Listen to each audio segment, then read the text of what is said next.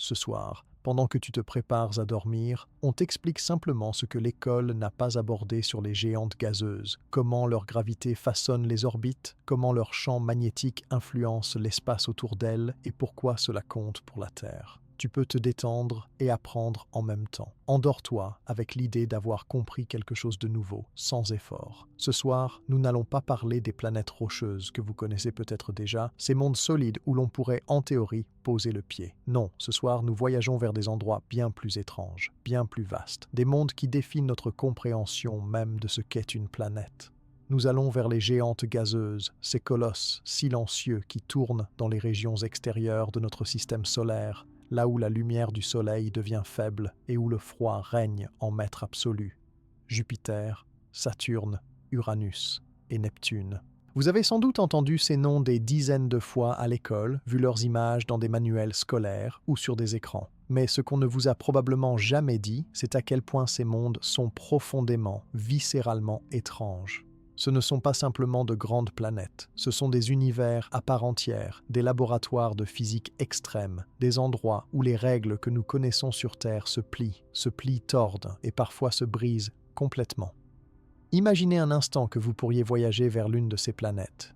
Vous montez à bord d'un vaisseau, vous traversez l'espace pendant des mois, peut-être des années, et enfin vous arrivez.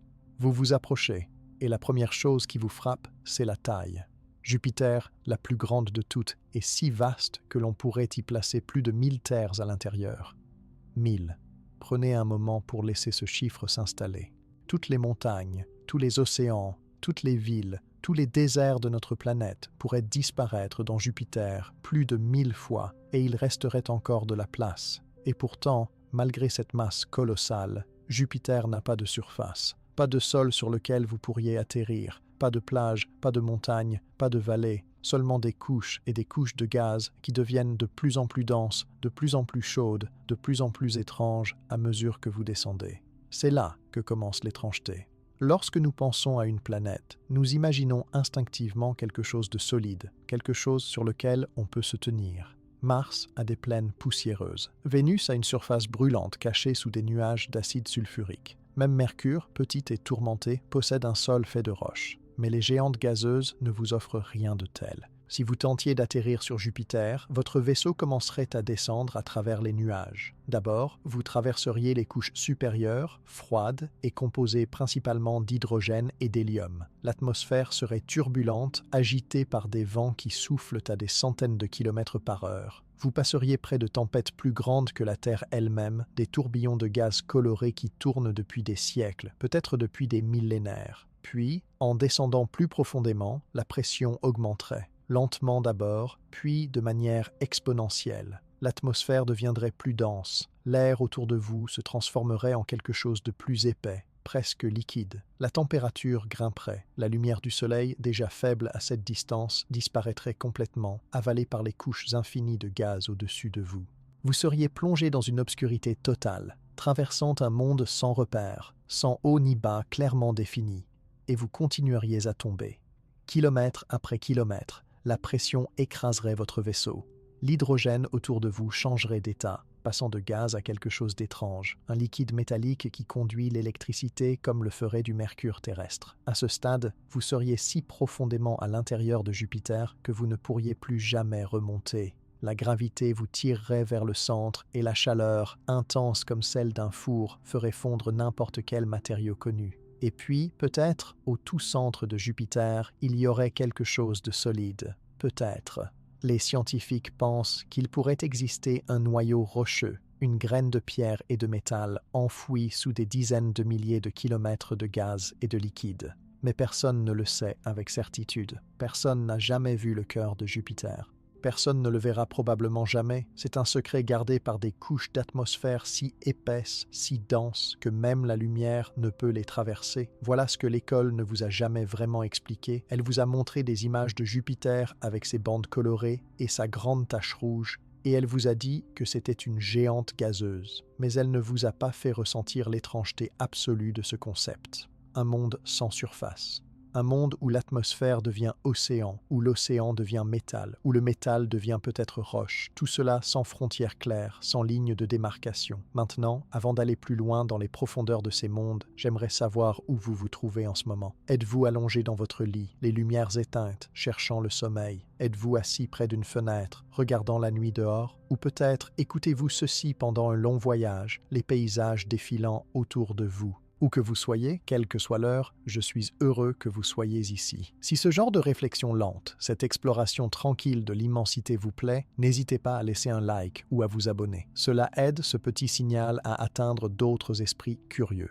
Pas de pression, bien sûr. Juste une invitation, comme celle que lancent ces planètes lointaines, nous invitant à regarder vers le ciel et à nous demander ce qui se cache là-haut. Alors, installez-vous confortablement. Laissez votre respiration ralentir. Laissez vos pensées s'apaiser. Nous allons voyager ensemble vers des mondes que vous ne verrez jamais de vos propres yeux, mais que vous pouvez explorer avec votre imagination. Et nous allons commencer par Jupiter, le géant du système solaire, le roi des planètes, un monde si grand, si puissant, qu'il façonne le destin de tout ce qui l'entoure. Jupiter se trouve à environ 5 fois la distance entre la Terre et le Soleil. Cela peut sembler proche quand on parle d'astronomie, mais en réalité, c'est une distance presque inconcevable. Si vous pouviez conduire une voiture à 100 km/h sans jamais vous arrêter, il vous faudrait plus de 50 ans pour atteindre Jupiter. 50 ans de conduite continue, jour et nuit, sans pause, à travers le vide de l'espace. Et même alors, vous ne seriez qu'au début de votre exploration du système solaire externe. Quand vous regardez Jupiter depuis la Terre avec un télescope, même un petit, vous pouvez voir ces bandes nuageuses. Elles traversent la planète horizontalement, des rayures claires et sombres qui se répètent encore et encore. Ces bandes ne sont pas statiques. Elles bougent, changent, évoluent. Les zones claires, appelées zones, sont des régions où les gaz montent des profondeurs, apportant avec eux de l'ammoniac gelé qui forme des nuages blancs et brillants.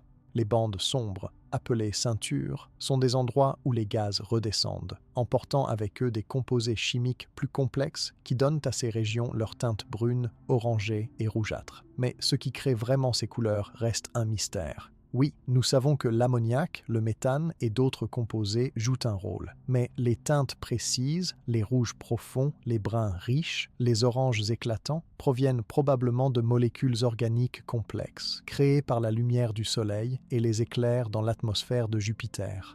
Personne ne connaît la recette exacte. C'est comme si Jupiter peignait son propre portrait avec une palette que nous ne comprenons pas encore complètement. Et puis il y a les vents. Les vents sur Jupiter sont incroyablement rapides et incroyablement stables. Ils soufflent dans des directions opposées selon les bandes, créant des frontières où les courants d'air se rencontrent et génèrent des turbulences. Ces vents peuvent atteindre des vitesses de plus de 400 km/h et ils soufflent ainsi depuis aussi longtemps que nous observons Jupiter. Ils ne s'arrêtent jamais. Il n'y a pas de montagne pour les ralentir, pas d'océan pour les briser, pas de saison pour les modifier. Juste un flux constant et implacable de gaz qui tourne autour de la planète, guidé par la rotation rapide de Jupiter et la chaleur qui monte de ses profondeurs. Jupiter tourne sur elle-même en un peu moins de 10 heures. 10 heures pour qu'une journée complète passe. C'est extraordinairement rapide pour une planète si massive. Cette rotation rapide étire Jupiter, la rendant légèrement aplatie au pôle et renflée à l'équateur. Elle crée également des forces qui alimentent les vents et les tempêtes, transformant toute l'atmosphère en une machine météorologique géante qui ne s'arrête jamais. Mais le plus fascinant de Jupiter, ce qui attire le regard à chaque fois, c'est la grande tache rouge. Vous l'avez probablement vu sur des photos. C'est une énorme tache ovale de couleur rouge orangée, coincée dans l'hémisphère sud de la planète, juste en dessous de l'une des grandes ceintures nuageuses. Cette tache n'est pas une simple marque, c'est une tempête anticyclonique, un tourbillon de gaz qui tourne dans le sens inverse des aiguilles d'une montre dans l'hémisphère sud. Et ce n'est pas une tempête ordinaire, cette tempête est plus grande que la Terre. Oui, vous avez bien entendu, la grande tache rouge pourrait engloutir notre planète entière avec de la place à revendre. Et elle ne dure pas depuis quelques jours ou quelques semaines, elle existe depuis au moins 300 ans, peut-être plus. Les premiers astronomes qui ont pointé leur télescope vers Jupiter au XVIIe siècle ont peut-être déjà vu cette tempête, bien qu'on ne puisse pas en être totalement certain. Ce qui est certain, c'est que depuis que nous l'observons avec soin depuis le XIXe siècle, elle n'a jamais disparu. 300 ans. Pensez-y. Aucune tempête sur Terre ne dure plus de quelques semaines au maximum. Les ouragans les plus puissants s'épuisent en quelques jours une fois qu'ils touchent Terre ou qu'ils perdent leur source d'énergie. Mais sur Jupiter, il n'y a pas de Terre pour freiner les tempêtes. Il n'y a que plus de gaz, plus d'atmosphère, s'étendant à perte de vue. La grande tache rouge puise son énergie de la chaleur interne de Jupiter et de la dynamique complexe de l'atmosphère environnante. Elle absorbe des tempêtes plus petites qui s'approchent trop près, les avalant comme une bouche géante, et elle continue de tourner encore et encore, siècle après siècle.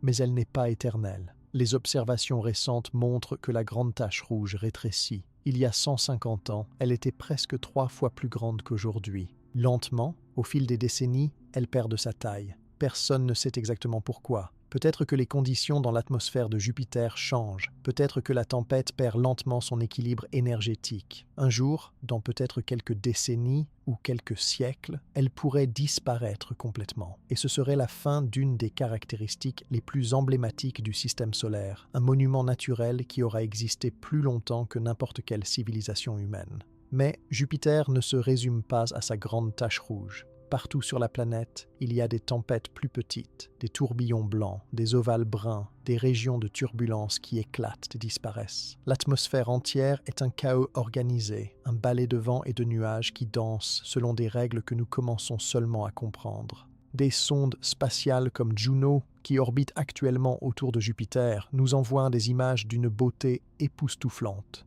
Des formations nuageuses qui ressemblent à des tourbillons de peinture, des couleurs qui vont du blanc pur au brun profond en passant par des nuances de rouge, d'orange et de crème. Chaque image est un rappel que Jupiter n'est pas une simple boule de gaz, c'est un monde vivant, un monde en mouvement constant, un monde qui respire et rugit dans l'obscurité de l'espace. Et sous toute cette beauté visible, sous les nuages et les tempêtes, se cache un secret encore plus profond. Les profondeurs de Jupiter sont un territoire totalement inexploré, un lieu où les conditions deviennent si extrêmes que notre compréhension de la physique est mise à l'épreuve. À mesure que vous descendez dans l'atmosphère de Jupiter, la pression augmente de façon exponentielle. À environ 1000 km sous les nuages visibles, la pression est déjà des milliers de fois supérieure à celle de la surface terrestre. L'hydrogène, qui compose environ 90% de Jupiter, commence à se comporter de manière étrange. Normalement, l'hydrogène est un gaz léger et transparent, mais sous une pression et une température suffisamment élevées, il se transforme. Il devient un fluide supercritique, quelque chose entre un gaz et un liquide, avec des propriétés des deux. Plus profondément encore, à environ 20 000 km sous les nuages, quelque chose d'extraordinaire se produit. L'hydrogène devient métallique, oui, métallique, sous une pression de plusieurs millions de fois celle de l'atmosphère terrestre. Les électrons sont arrachés des atomes d'hydrogène, et le matériau devient un conducteur électrique comme le fer ou le cuivre. Cet hydrogène métallique liquide occupe une grande partie de l'intérieur de Jupiter, formant une couche épaisse qui entoure le noyau possible au centre. Et c'est cet hydrogène métallique qui est responsable de l'une des caractéristiques les plus impressionnantes de Jupiter, son champ magnétique. Le champ magnétique de Jupiter est le plus puissant de tout le système solaire. Il est environ 20 000 fois plus fort que celui de la Terre. Ce champ est généré par le mouvement de l'hydrogène métallique liquide dans les profondeurs de la planète. Comme cet hydrogène conducteur tourne avec Jupiter, il crée des courants électriques, et ces courants génèrent un champ magnétique massif qui s'étend loin dans l'espace, bien au-delà de la planète elle-même. Ce champ magnétique crée autour de Jupiter une magnétosphère gigantesque, une bulle invisible qui piège des particules chargées, créant des ceintures de radiation intense qui rendraient toute visite humaine extrêmement dangereuse.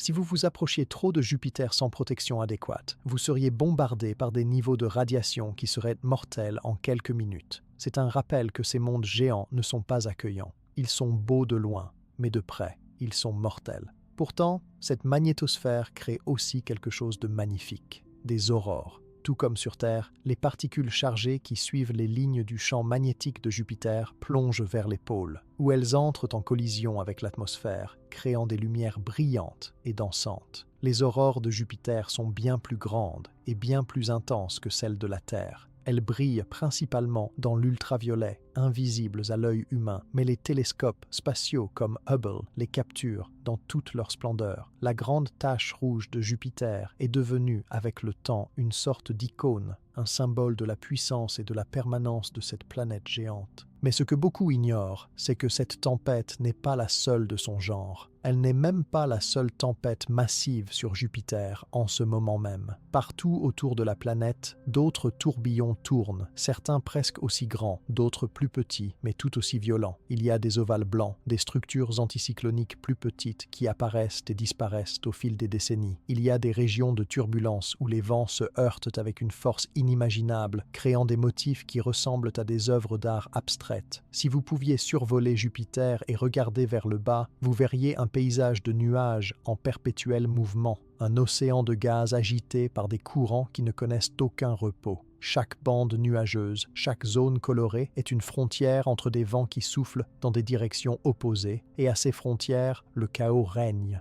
Les scientifiques ont longtemps été fascinés par la question de savoir ce qui alimente ces tempêtes. Sur Terre, les ouragans tirent leur énergie de l'eau chaude des océans tropicaux.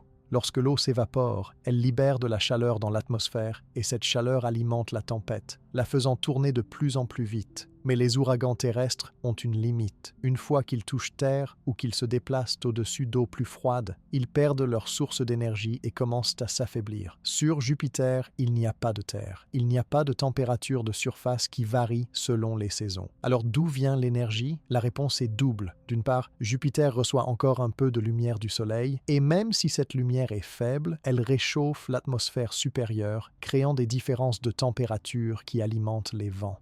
Mais surtout, Jupiter dégage sa propre chaleur. La planète émet plus d'énergie qu'elle n'en reçoit du Soleil. Cette chaleur provient de l'intérieur, des profondeurs de la planète, où la pression comprime le gaz, générant de la chaleur par un processus appelé contraction gravitationnelle. Jupiter se refroidit lentement depuis sa formation il y a plus de 4 milliards d'années, et ce refroidissement libère de l'énergie qui remonte à travers les couches de l'atmosphère, alimentant les tempêtes géantes qui marquent sa surface visible. La grande tache rouge elle-même est un mystère dans un mystère. Nous savons qu'elle tourne. Nous savons qu'elle est un anticyclone, ce qui signifie qu'elle tourne dans le sens inverse des aiguilles d'une montre dans l'hémisphère sud. Nous savons qu'elle est incroyablement stable, maintenue en place par les courants atmosphériques qui l'entourent. Mais nous ne savons pas vraiment pourquoi elle est rouge. La couleur doit provenir de composés chimiques présents dans les nuages, probablement des molécules organiques complexes créées lorsque la lumière du Soleil interagit avec l'atmosphère. Peut-être du phosphore, peut-être du soufre, peut-être des hydrocarbures. Personne ne le sait avec certitude. Ce qui est certain, c'est que plus la tempête est haute, plus elle est rouge. Les parties les plus élevées de la grande tache rouge, où les nuages s'élèvent au-dessus de l'atmosphère environnante, sont les plus colorées. C'est comme si la tempête elle-même peignait son propre portrait, utilisant la chimie de l'atmosphère de Jupiter comme palette. Les sondes spatiales qui ont visité Jupiter nous ont donné des aperçus incroyables de cette tempête. La sonde Juno, qui orbite autour de Jupiter depuis 2016, passe régulièrement au-dessus de la grande tache rouge, capturant des images d'une résolution sans précédent. Ces images montrent une complexité stupéfiante. À l'intérieur de la tempête, il y a des tourbillons plus petits, des filaments de nuages qui s'enroulent les uns autour des autres, des gradients de couleurs qui passent du rouge profond au blanc crémeux. C'est un monde dans un monde, un système météorologique si complexe qu'il défie les simulations informatiques les plus avancées. Les scientifiques essaient de modéliser la grande tache rouge, de comprendre comment elle reste stable depuis si longtemps, mais c'est un défi énorme. L'atmosphère de Jupiter est tridimensionnelle, dynamique, et nous ne pouvons voir que la couche supérieure. Ce qui se passe en dessous, à des dizaines ou des centaines de kilomètres de profondeur, reste largement un mystère. Et puis il y a les éclairs. Oui, Jupiter a des éclairs, tout comme la Terre. Ces décharges électriques se produisent dans les nuages, générées par les mêmes processus qui créent des éclairs terrestres, la friction entre les particules de glace et d'eau dans l'atmosphère. Mais les éclairs de Jupiter sont différents. Ils sont plus intenses, plus brillants, et ils se produisent dans des régions de l'atmosphère où l'eau existe sous forme de glace ou de liquide profondément en dessous des nuages visibles. Les sondes spatiales ont détecté des milliers de ces éclairs, certains aussi puissants que les éclairs les plus forts jamais enregistrés sur Terre. Ils illuminent brièvement les profondeurs de Jupiter, révélant des couches de nuages que nous ne pouvons pas voir autrement. Ces éclairs jouent également un rôle dans la chimie de l'atmosphère, brisant les molécules et permettant à de nouveaux composés de se former. Ils sont une partie essentielle du cycle atmosphérique de Jupiter, un cycle qui transforme constamment les gaz, créant de nouvelles substances et changeant les couleurs des nuages. Mais revenons un instant à cette idée de descendre dans Jupiter.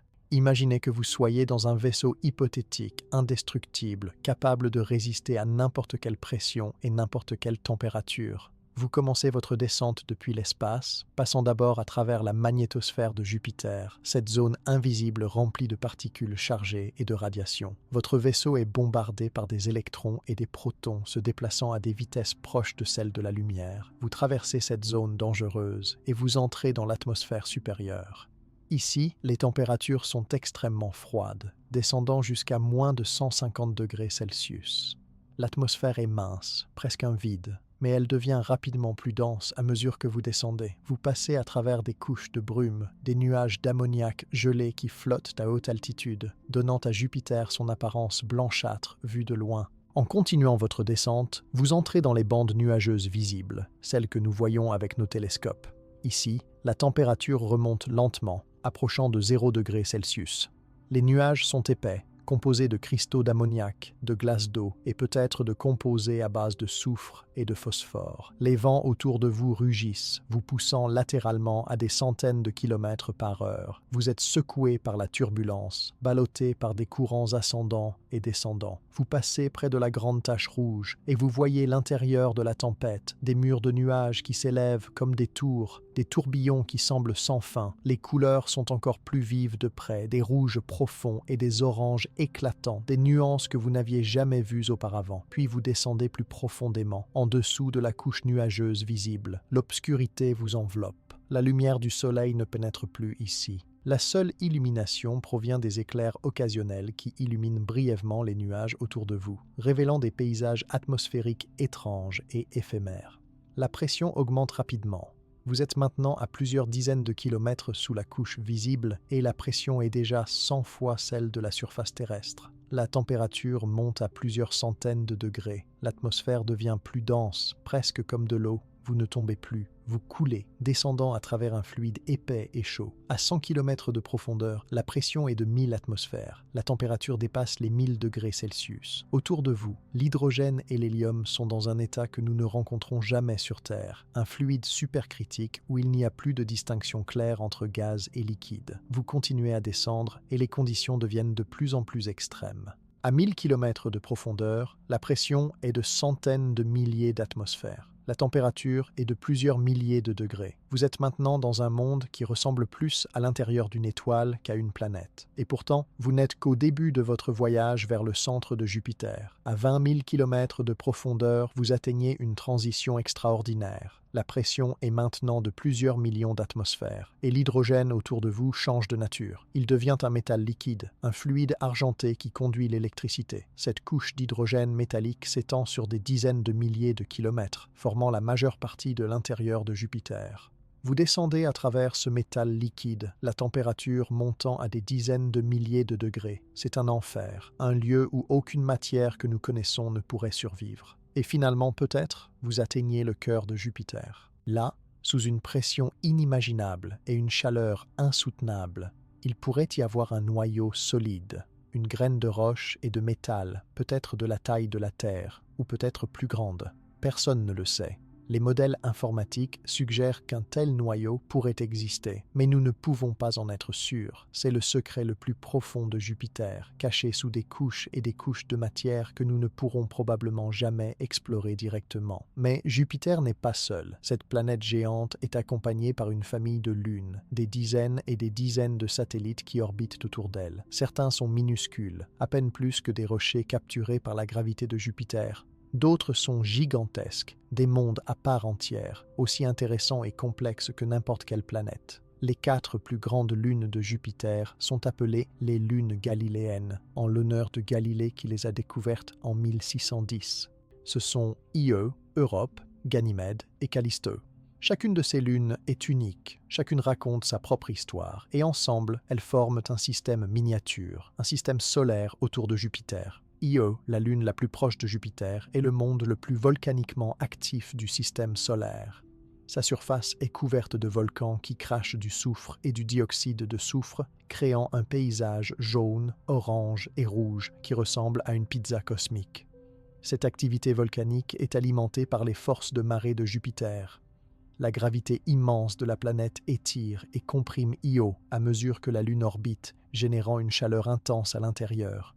Cette chaleur fait fondre la roche et le magma remonte à la surface, créant des éruptions si puissantes qu'elles projettent des matériaux à des centaines de kilomètres dans l'espace. Europe, la deuxième lune galiléenne, est peut-être la plus fascinante de toutes. Sa surface est couverte de glace, une croûte lisse et brillante qui reflète la faible lumière du soleil. Mais sous cette glace, les scientifiques pensent qu'il existe un océan liquide, un océan d'eau salée, qui pourrait contenir plus d'eau que tous les océans de la Terre réunis. Cet océan est maintenu liquide par la chaleur générée, encore une fois, par les forces de marée de Jupiter. La glace à la surface est fissurée, marquée par des lignes et des crêtes qui témoignent du mouvement de l'océan en dessous. Et là où il y a de l'eau liquide, il pourrait y avoir de la vie. C'est une possibilité incroyablement excitante. Europe est devenue l'une des principales cibles de la recherche de vie extraterrestre dans notre système solaire. Des missions futures pourraient tenter de percer la glace et d'explorer cet océan caché, cherchant des signes de micro-organismes qui auraient pu évoluer dans l'obscurité totale, loin de la lumière du soleil. Ganymède,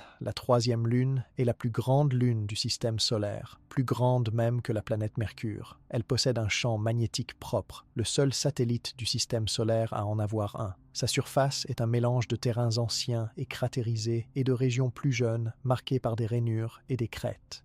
Sous sa surface, comme Europe, Ganymède pourrait également abriter un océan d'eau liquide pris en sandwich entre des couches de glace. Callisto, la quatrième et la plus éloignée des lunes galiléennes, est un monde ancien et cratérisé, l'un des objets les plus cratérisés du système solaire. Sa surface a été bombardée par des météorites pendant des milliards d'années, et elle porte les cicatrices de cette histoire violente. Sous sa surface, elle aussi pourrait avoir un océan, bien que moins certain que celui d'Europe ou de Ganymède. Ces 4 lunes, si différentes les unes des autres, sont toutes façonnées par Jupiter. Sa gravité les maintient en place, réchauffe leurs intérieurs, sculpte leur surface. Elles sont les enfants de ce géant, et elles portent son empreinte. Europe, cette petite lune glacée qui orbite autour de Jupiter, est devenue au fil des années bien plus qu'un simple satellite. Elle est devenue un symbole, un espoir, une destination possible pour nos rêves les plus audacieux de trouver une vie ailleurs que sur Terre. Quand vous regardez des images d'Europe, vous voyez une surface lisse et brillante, presque sans cratères, ce qui est inhabituel dans le système solaire. La plupart des mondes anciens sont criblés de cicatrices laissées par des milliards d'années de bombardements météoritiques. Mais la surface d'Europe est jeune, géologiquement parlant. Elle a été refaçonnée récemment, peut-être il y a seulement quelques dizaines de millions d'années, ce qui n'est rien à l'échelle cosmique. Cette jeunesse suggère que quelque chose se passe en dessous. La glace bouge, se renouvelle, se fissure et se reforme. Et la meilleure explication pour ce processus est la présence d'un océan liquide sous la croûte glacée. Cet océan n'est pas à la surface, évidemment. Il est caché sous une couche de glace qui pourrait avoir entre quelques kilomètres et plusieurs dizaines de kilomètres d'épaisseur. Sous cette glace, dans l'obscurité totale, s'étend une mer d'eau salée qui pourrait être profonde de 100 km ou plus, 100 km. Pour mettre cela en perspective, l'océan le plus profond de la Terre, la fosse des Mariannes, descend à environ 11 km. L'océan d'Europe pourrait être 10 fois plus profond, contenant un volume d'eau qui dépasse largement celui de tous les océans terrestres combinés. Et cet océan est en contact direct avec le fond rocheux d'Europe, ce qui signifie qu'il pourrait y avoir des réactions chimiques entre l'eau et les minéraux de la roche, des réactions qui pourraient produire des nutriments, des sources d'énergie pour la vie. Sur Terre, nous avons découvert des écosystèmes entiers vivant près des sources hydrothermales au fond des océans, des endroits où l'eau chaude riche en minéraux jaillit du plancher océanique. Ces écosystèmes ne dépendent pas de la lumière du soleil. Ils tirent leur énergie des substances chimiques dissoutes dans l'eau. Les bactéries utilisent ces produits chimiques pour produire de l'énergie et elles forment la base d'une chaîne alimentaire qui comprend des vers tubicoles géants, des crabes, des crevettes et des poissons étranges. Si des sources hydrothermales similaires existent au fond de l'océan d'Europe, il n'y a aucune raison pour que la vie ne puisse pas y exister également. Bien sûr, nous ne savons pas si la vie existe sur Europe. Nous n'avons aucune preuve directe, mais la possibilité est là et elle est suffisamment réelle pour que les scientifiques prennent Europe très au sérieux. Des missions spatiales sont en préparation. La NASA prévoit d'envoyer une sonde appelée Europa Clipper qui orbitera autour de Jupiter et effectuera des survols rapprochés d'Europe, étudiant sa surface, son océan caché et ses panaches de vapeur d'eau. Oui, des panaches. Les observations du télescope spatial Hubble ont suggéré qu'Europe pourrait éjecter des jets de vapeur d'eau dans l'espace, des geysers qui jaillissent à travers des fissures dans la glace, portant avec eux des échantillons de l'océan souterrain. Si ces panaches existent réellement, une sonde pourrait les traverser et analyser leur composition sans même avoir besoin d'atterrir sur la Lune. Ce serait une manière directe de goûter l'océan d'Europe et de chercher des signes de vie, des molécules organiques, des sels, des composés qui indiqueraient une activité biologique. Imaginez un instant ce que cela signifierait de trouver de la vie sur Europe. Même si ce n'était que des bactéries, des organismes microscopiques simples, cela changerait tout. Cela signifierait que la vie n'est pas unique à la Terre. Cela signifierait que partout où les conditions sont favorables, où il y a de l'eau liquide et de l'énergie, la vie peut émerger. Et si la vie a émergé indépendamment sur Europe, alors elle a probablement émergé sur d'innombrables autres mondes à travers l'univers. Nous ne serions plus seuls. Pas vraiment. Nous ferions partie d'un cosmos vivant, un univers où la vie est peut-être rare, mais pas unique. C'est une pensée vertigineuse, une pensée qui devrait changer notre façon de voir notre place dans l'univers. Et tout cela pourrait commencer par une petite lune glacée, orbitant autour d'une planète géante, à plus de 600 millions de kilomètres de chez nous. Mais Europe n'est pas la seule lune de Jupiter à cacher des secrets. Ganymède, la plus grande lune du système solaire, a aussi son océan caché. Ganymède est énorme, plus grande que Mercure, avec un diamètre de plus de 5000 km. Sa surface est un mélange de terrain sombre et cratérisé, très ancien, et de zones plus claires, marquées par des rainures et des crêtes qui suggèrent une activité tectonique passée. Sous cette surface, les scientifiques pensent qu'il existe plusieurs couches d'eau et de glace. Oui, plusieurs océans empilés les uns sur les autres, séparés par des couches de glace sous différentes pressions. C'est une structure incroyablement complexe, un gâteau multicouche de glace et d'eau qui défie notre compréhension habituelle de ce qu'est une lune. Ganymède possède également un champ magnétique, le seul satellite du système solaire à en avoir un. Ce champ magnétique est probablement généré par un noyau de fer liquide au centre de la Lune, un peu comme le champ magnétique terrestre. Ce noyau liquide suggère que Ganymède est encore géologiquement actif, bien que d'une manière très différente de Io avec ses volcans. Le champ magnétique de Ganymède interagit avec celui de Jupiter, créant des aurores au pôle de la Lune, des lumières dansantes qui brillent faiblement dans l'ultraviolet. Callisto, la 4e lune galiléenne, est la plus éloignée de Jupiter et la plus calme. Contrairement à Io, Europe et Ganymède, Callisto semble n'avoir connu aucune activité géologique majeure depuis des milliards d'années. Sa surface est saturée de cratères, témoignant d'un bombardement ancien et incessant. C'est un monde figé dans le temps, un musée de l'histoire du système solaire primitif. Et pourtant, même Callisto pourrait cacher un océan sous sa surface. Les mesures de son champ gravitationnel suggèrent qu'il pourrait y avoir de l'eau liquide profondément enfouie, bien que cet océan soit probablement salé au point d'être presque une saumure, et qu'il soit isolé du reste de l'univers par des dizaines de kilomètres de glace et de roches. Si un tel océan existe sur Callisto, il serait l'un des environnements les plus isolés du système solaire, un monde dans un monde, totalement coupé de la lumière, de l'air, de tout ce que nous associons à la vie. Et pourtant, qui sait ?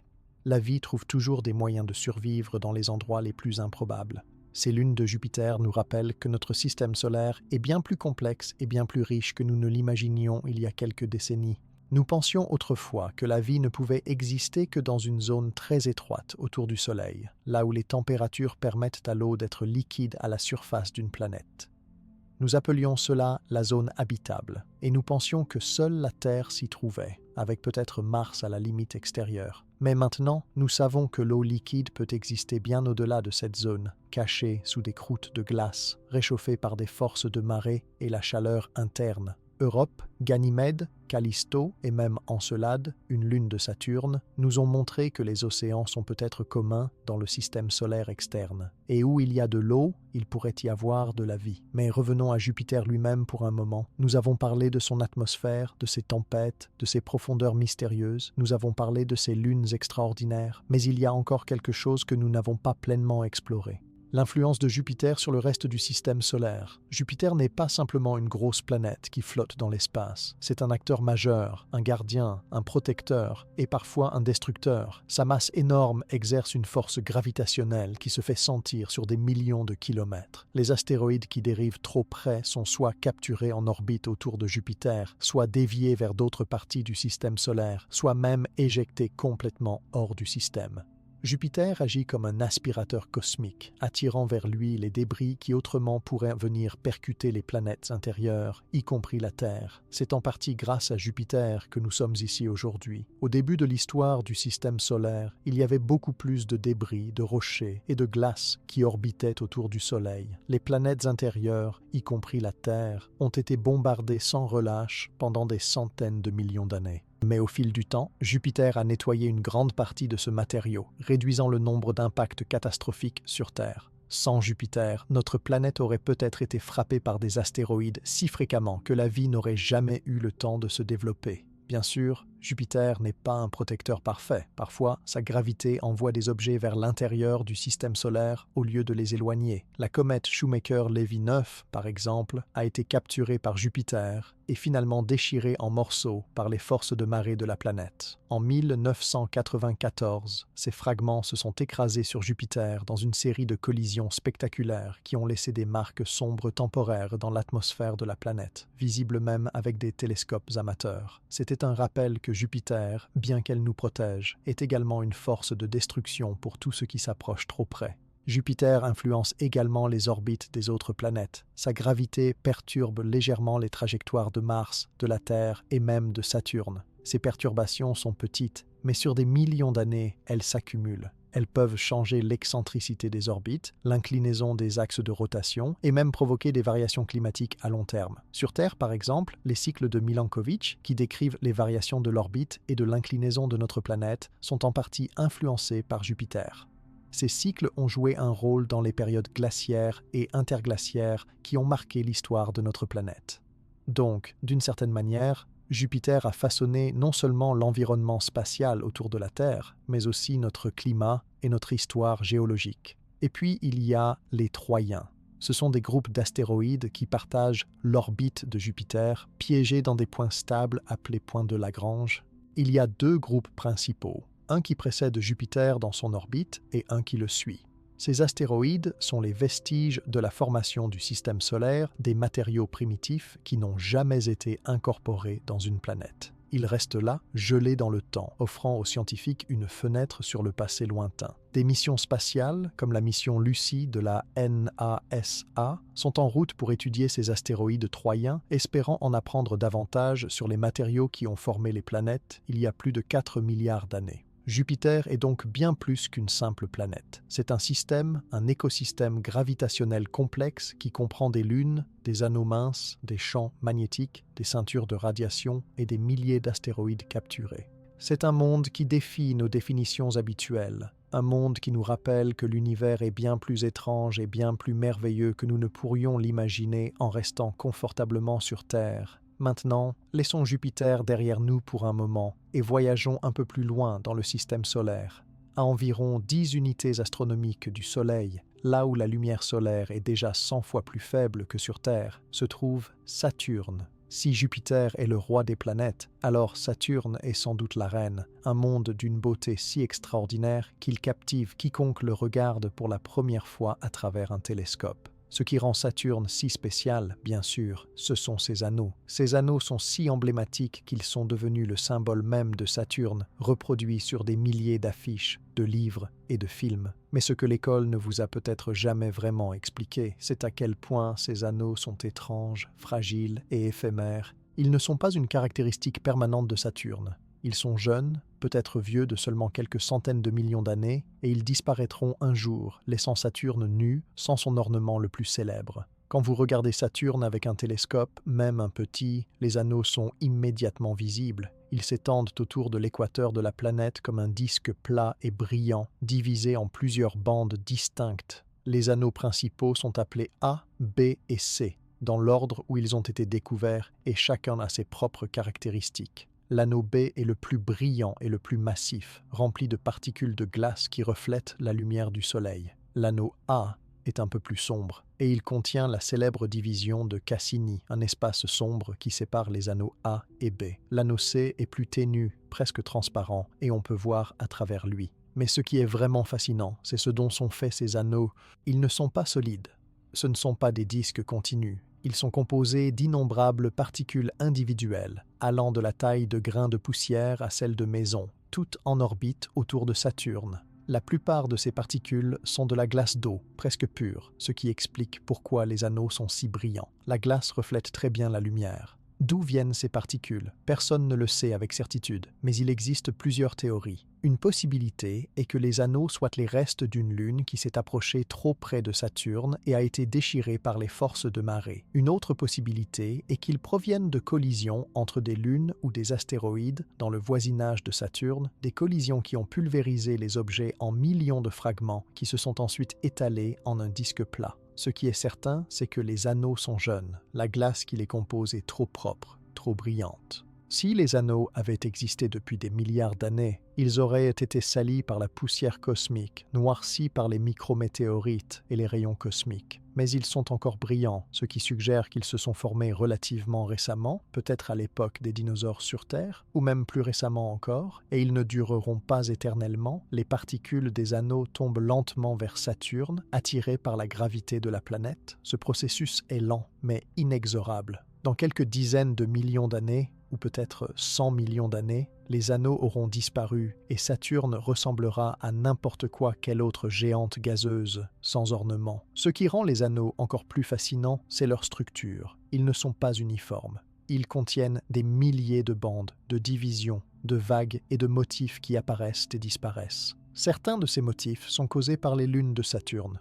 Les petites lunes, appelées lunes bergères, orbitent à l'intérieur des anneaux ou juste à l'extérieur, et leur gravité sculpte les bords des anneaux, créant des divisions nettes et empêchant les particules de se disperser. D'autres motifs sont causés par des résonances orbitales, des endroits où les particules des anneaux orbitent autour de Saturne à des vitesses qui sont en harmonie avec les lunes. Ces résonances créent des vagues de densité, un peu comme les sillons dans un disque vinyle, qui se propagent à travers les anneaux.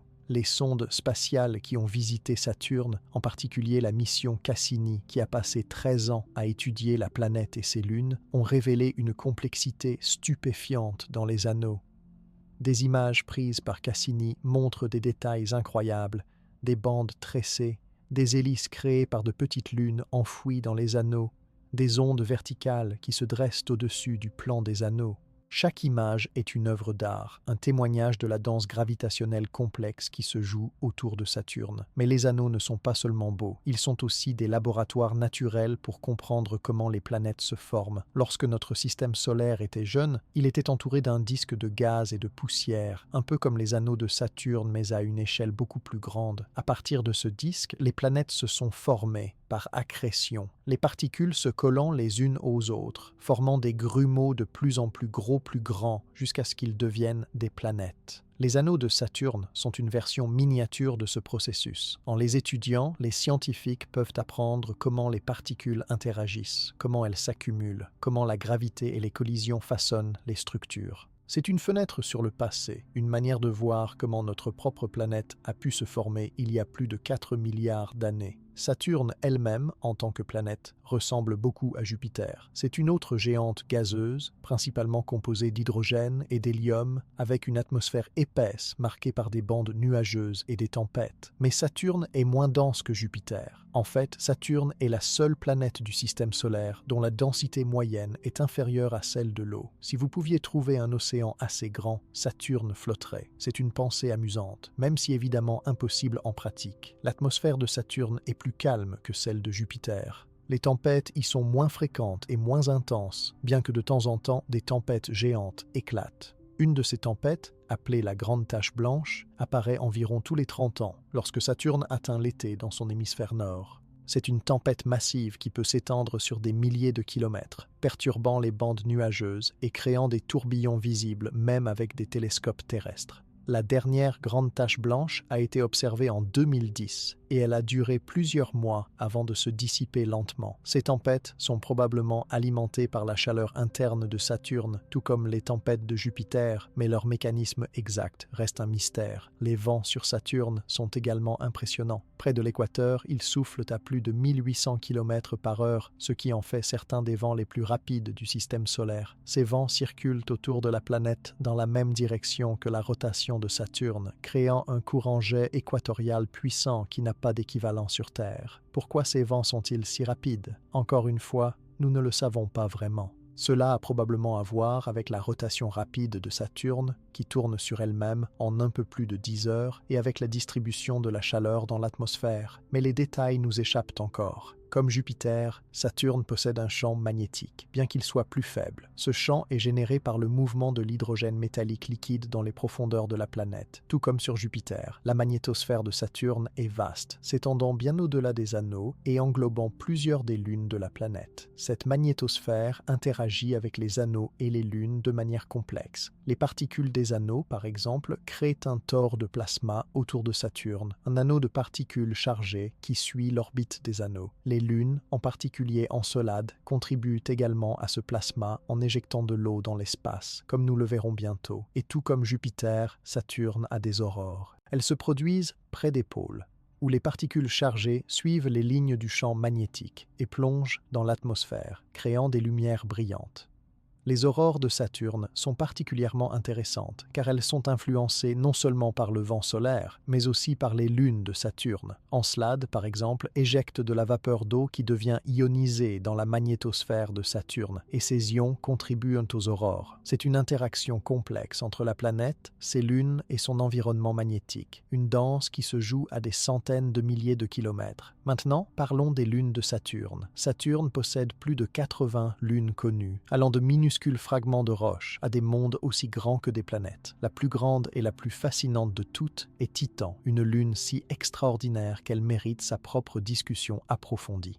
Mais avant d'arriver à Titan, parlons brièvement de quelques autres lunes remarquables. Il y a Encelade, une petite lune glacée d'environ 500 km de diamètre. Encelade est l'une des découvertes les plus excitantes de la mission Cassini. Sa surface est couverte de glace blanche et brillante, et elle réfléchit presque toute la lumière qui la frappe, ce qui en fait l'un des objets les plus froids, plus réfléchissants du système solaire. Mais ce qui rend Encelade vraiment spécial, ce sont les geysers qui jaillissent de son pôle sud. Ces geysers projettent de la vapeur d'eau, des particules de glace et des composés organiques à des centaines de kilomètres dans l'espace. Cassini a traversé ces panaches et a analysé leur composition, découvrant de l'eau salée, des molécules organiques complexes et même des signes de ce qui pourrait être des sources hydrothermales au fond d'un océan souterrain. Oui, Encelade, comme Europe, possède probablement un océan liquide sous sa croûte glacée.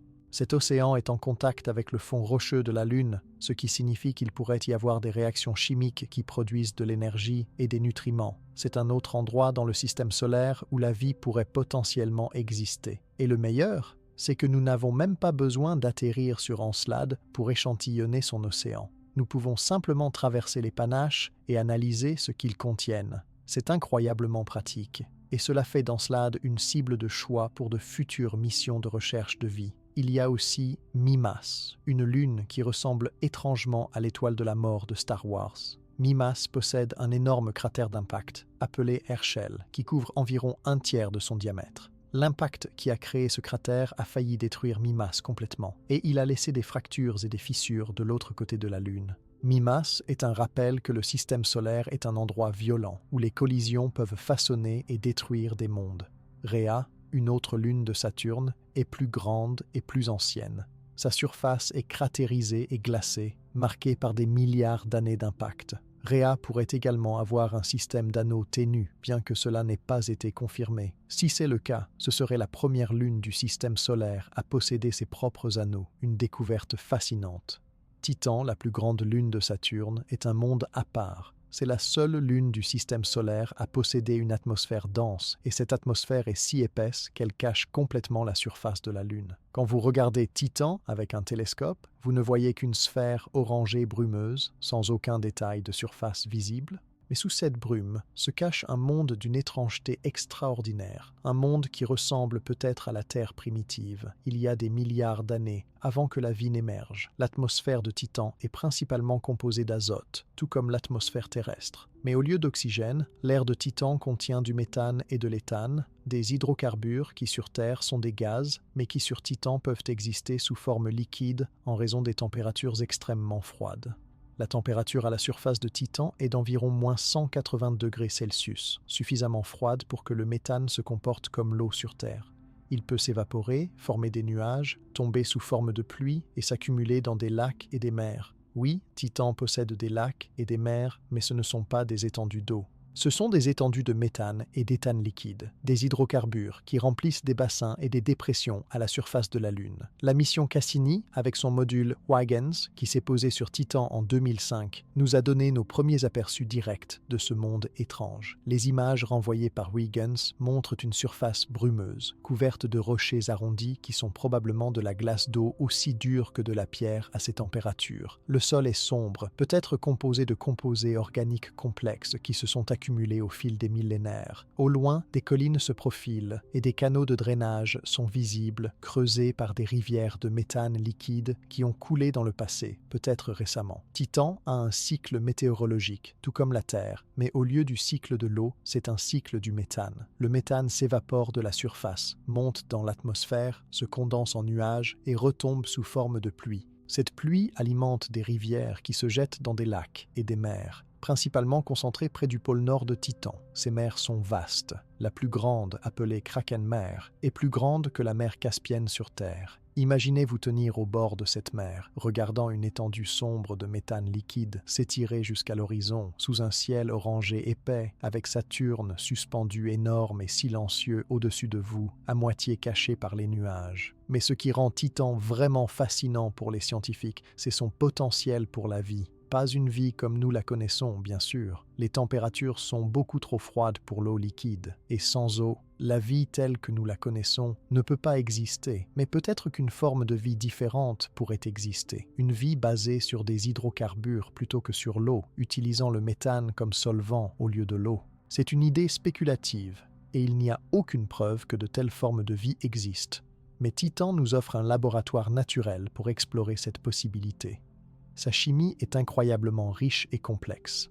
L'atmosphère contient des centaines de composés organiques différents, créés par les réactions chimiques déclenchées par la lumière ultraviolette soleil et les rayons cosmiques. Ces composés tombent lentement à la surface, s'accumulant en couches épaisses. Sur des milliards d'années, ces couches pourraient créer des dépôts profonds de matière organique, une sorte de boue cosmique riche en carbone. Certains scientifiques pensent que Titan pourrait ressembler à la Terre avant l'apparition de la vie. Notre planète, il y a 4 milliards d'années, avait une atmosphère riche en méthane et en azote, et elle était bombardée par la lumière ultraviolette et les éclairs, créant des molécules organiques complexes. Ces molécules se sont accumulées dans les océans primitifs, et à un moment donné, elles se sont organisées en structures capables de se répliquer, donnant naissance à la vie. Titan pourrait être en train de suivre un chemin similaire, bien que beaucoup plus lentement en raison du froid. Si c'est le cas, étudier Titan pourrait nous aider à comprendre comment la vie a émergé sur Terre. Cassini a également découvert que Titan possède probablement un océan d'eau liquide profondément enfoui sous sa surface, à des dizaines de kilomètres sous la croûte glacée. Cet océan est maintenu liquide par la chaleur interne de Titan et peut-être par les forces de marée exercées par Saturne. Cet océan souterrain pourrait être un environnement encore plus propice à la vie que la surface, offrant de l'eau liquide et une protection contre les radiations cosmiques.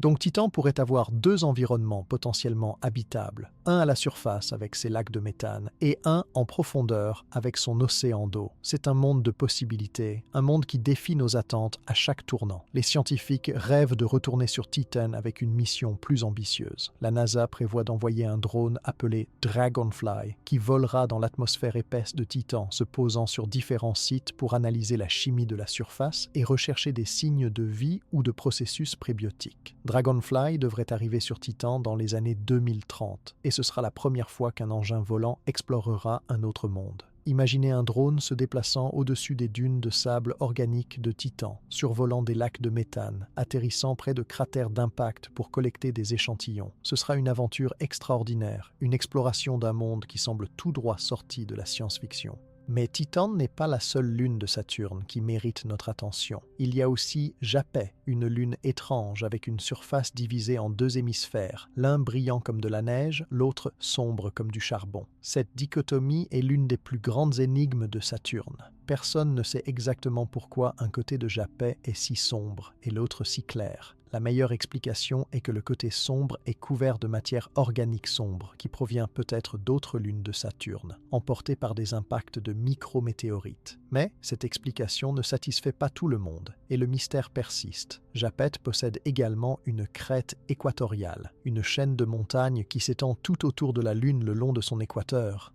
Cette crête est haute de plus de 20 km par endroit, ce qui la rend encore plus impressionnante que l'Everest. Comment une telle structure s'est-elle formée? Encore une fois, personne ne le sait vraiment.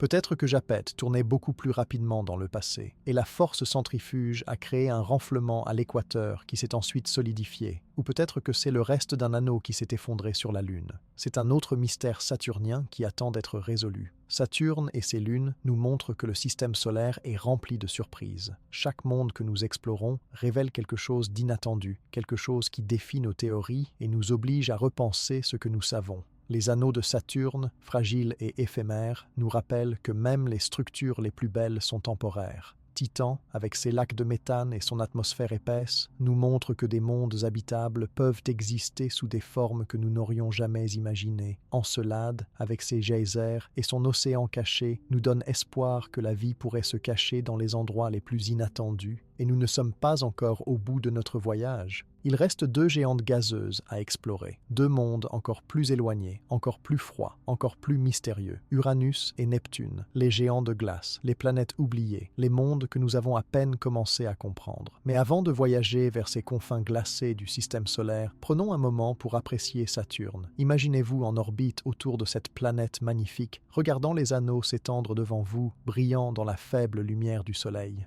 Imaginez Titan passant lentement en dessous, sa surface cachée sous une atmosphère orange brumeuse. Imaginez Encelade au loin, ses geysers scintillant comme des fontaines de diamants dans l'obscurité. C'est un système solaire dans un système solaire, un ensemble de mondes interconnectés, façonnés par la gravité de Saturne et offrant chacun ses propres merveilles.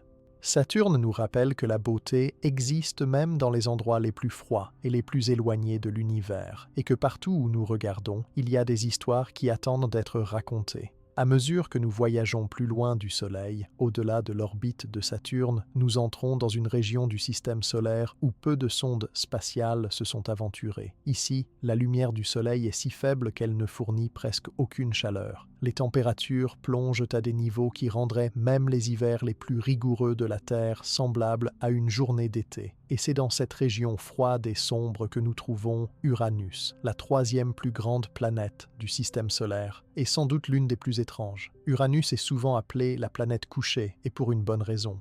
Contrairement à toutes les autres planètes du système solaire qui tournent plus ou moins à la verticale par rapport au plan de leurs orbites, Uranus est incliné sur le côté. Son axe de rotation est penché à environ 98 degrés, ce qui signifie qu'elle roule littéralement autour du Soleil comme une boule, avec ses pôles pointant alternativement vers le Soleil au cours de son orbite de 84 ans. Imaginez cela. Pendant 42 ans, le pôle nord d'Uranus fait face au Soleil, plongé dans une lumière continue, tandis que le pôle sud reste dans l'obscurité totale. Puis, alors qu'Uranus continue son orbite, les rôles s'inversent, et c'est le pôle sud qui reçoit la lumière pendant 42 ans, tandis que le pôle nord gèle dans la nuit. Cette inclinaison bizarre a probablement été causée par une collision massive au début de l'histoire du système solaire. Un objet de la taille de la Terre, ou peut-être même plus grand, a dû percuter Uranus avec une force suffisante pour la renverser sur le côté. C'était un événement cataclysmique, le genre de collision qui aurait détruit une planète plus petite. Mais Uranus a survécu, bien que transformé à jamais. Cette collision a également pu disperser une grande partie de la chaleur interne d'Uranus, ce qui pourrait expliquer pourquoi la planète émet si peu de chaleur aujourd'hui. Contrairement à Jupiter et Saturne, qui dégagent toutes deux plus d'énergie qu'elles n'en reçoivent du Soleil, Uranus semble presque froide. Elle émet très peu de chaleur interne, ce qui est un mystère pour les scientifiques. Peut-être que la collision qui l'a basculée a également perturbé son intérieur, empêchant la chaleur de s'échapper efficacement. Ou peut-être qu'il y a quelque chose d'autre, quelque chose que nous ne comprenons pas encore, qui bloque le flux de chaleur. Vu depuis l'espace, Uranus apparaît comme une sphère bleu-vert pâle, presque sans caractéristiques visibles. Son atmosphère est calme, marquée par quelques nuages et tempêtes occasionnelles, mais généralement beaucoup plus paisible que celle de Jupiter ou de Saturne. Cette tranquillité apparente est trompeuse. Sous les couches supérieures de l'atmosphère, des vents violents soufflent à des centaines de kilomètres par heure et les conditions deviennent rapidement extrêmes. Comme Jupiter et Saturne, Uranus est une géante gazeuse, mais elle est différente. Les scientifiques la classent souvent comme une géante de glace plutôt qu'une géante gazeuse, parce que son intérieur contient une plus grande quantité de glace proportion de glace, composées comme l'eau, l'ammoniac et le méthane, qui existent sous des formes exotiques à haute pression. L'atmosphère d'Uranus est composée principalement d'hydrogène et d'hélium, mais elle contient également une quantité significative de méthane. C'est le méthane qui donne à Uranus sa couleur bleu-vert caractéristique. Le méthane absorbe la lumière rouge, ne laissant que les longueurs d'onde bleues et vertes se refléter vers nous. Sous l'atmosphère visible, les conditions deviennent rapidement étranges. À mesure que vous descendez, la pression et la température augmentent et le méthane commence à se condenser, formant peut-être des nuages de cristaux de méthane ou même des pluies de méthane liquide qui tombent vers les profondeurs. Plus profondément encore, sous des pressions immenses, les scientifiques pensent que le carbone du méthane pourrait se séparer et cristalliser, formant des diamants. Oui, des diamants. Il pourrait pleuvoir des diamants à l'intérieur d'Uranus, des gemmes qui tombent lentement à travers les couches denses de la planète, s'accumulant peut-être en un océan de diamants fondus entourant le noyau. C'est une idée extraordinaire, presque impossible à concevoir, et pourtant les calculs suggèrent que c'est possible. Des expériences en laboratoire ont montré que sous les bonnes conditions de pression et de température, le carbone peut en effet former des diamants. Si cela se produit vraiment à l'intérieur d'Uranus, et probablement aussi à l'intérieur de Neptune, alors ces planètes contiennent des trésors au-delà de toute imagination, des richesses qui ne seront jamais accessibles, cachées à jamais sous des milliers de kilomètres de matière dense. Sous cette couche de glace exotique, il pourrait y avoir un noyau rocheux, bien que nous ne soyons pas certains. Les modèles suggèrent qu'Uranus possède un petit noyau de roche et de métal, peut-être de la taille de la Terre, enfoui au centre de la planète. Mais encore une fois, nous ne pouvons qu'estimer. Aucune sonde n'a jamais plongé dans Uranus et nous ne disposons que de mesures indirectes de sa structure interne. Uranus possède un champ magnétique, mais il est étrange. Contrairement au champ magnétique de la Terre, de Jupiter et de Saturne, qui sont plus ou moins alignés avec les axes de rotation de ces planètes, le champ magnétique d'Uranus est fortement incliné. Il est décalé de presque 60 degrés par rapport à l'axe de rotation et il est également décentré, ne passant pas par le centre de la planète. Cela crée une magnétosphère tordue et asymétrique, très différente de celle des autres géantes. Pourquoi le champ magnétique d'Uranus est-il si étrange? Personne ne le sait vraiment. Cela pourrait être lié à la collision qui a basculé la planète, ou cela pourrait refléter quelque chose d'inhabituel dans la façon dont le champ est généré à l'intérieur d'Uranus. Peut-être que le champ n'est pas produit dans un noyau métallique comme sur Terre, mais dans une couche de glace conductrice plus éloignée du centre. Ou peut-être que nous avons juste besoin de mieux comprendre les dynamos magnétiques des géantes de glace. Uranus possède également des anneaux, bien qu'ils soient beaucoup plus ténus et plus sombres que ceux de Saturne. Ces anneaux ont été découverts en 1977, lorsque des astronomes ont observé Uranus passer devant une étoile. Ils s'attendaient à voir la lumière de l'étoile disparaître lorsque la planète la bloquerait, mais avant que cela ne se produise, la lumière a clignoté plusieurs fois, indiquant la présence d'anneaux. Depuis lors, 13 anneaux ont été identifiés autour d'Uranus. Ils sont composés de particules sombres, probablement de la glace d'eau mélangée à de la matière organique noircie par les radiations. Contrairement aux anneaux brillants de Saturne, les anneaux d'Uranus sont presque invisibles, ne reflétant que quelques pourcents de la lumière qui les frappe. Ils sont étroits et bien définis, maintenus en place par de petites lunes bergères qui orbitent à proximité. Et puis il y a les lunes d'Uranus. Uranus possède 27 lunes connues, toutes nommées d'après des personnages de Shakespeare et d'Alexander Pope. Les 5 plus grandes lunes sont Miranda, Ariel, Umbriel, Titania et Oberon. Chacune de ces lunes est un monde gelé, couvert de glace d'eau et marqué par des cratères d'impact. Mais la plus intrigante de toutes est Miranda, la plus petite des 5 grandes lunes. Miranda est bizarre. Sa surface est un patchwork chaotique de terrains différents, comme si quelqu'un avait pris des morceaux de différentes lunes et les avait collés ensemble. Il y a des falaises vertigineuses, hautes de plusieurs kilomètres, des vallées profondes et des régions couvertes de rainures et de crêtes. L'une des caractéristiques les plus frappantes de Miranda est une falaise appelée Verona Rupes, qui est la plus haute falaise connue du système solaire, s'élevant à environ 20 kilomètres. Si vous tombiez du sommet de cette falaise, dans la faible gravité de Miranda, il vous faudrait plusieurs minutes pour atteindre le sol. Ce serait une chute lente et terrifiante, avec beaucoup de temps pour contempler votre erreur. Comment Miranda est-elle devenue si étrange ? Une théorie est que la Lune a été déchirée par un impact massif dans le passé, puis s'est réassemblée, les morceaux se regroupant de manière désordonnée. Une autre théorie suggère que des forces de marée intenses ont réchauffé l'intérieur de Miranda, provoquant une activité géologique qui a sculpté la surface. Quelle que soit l'explication, Miranda est un rappel que même les petits mondes peuvent cacher de grandes surprises. Uranus n'a été visité qu'une seule fois par une sonde spatiale, Voyager 2, qui a survolé la planète en 1986.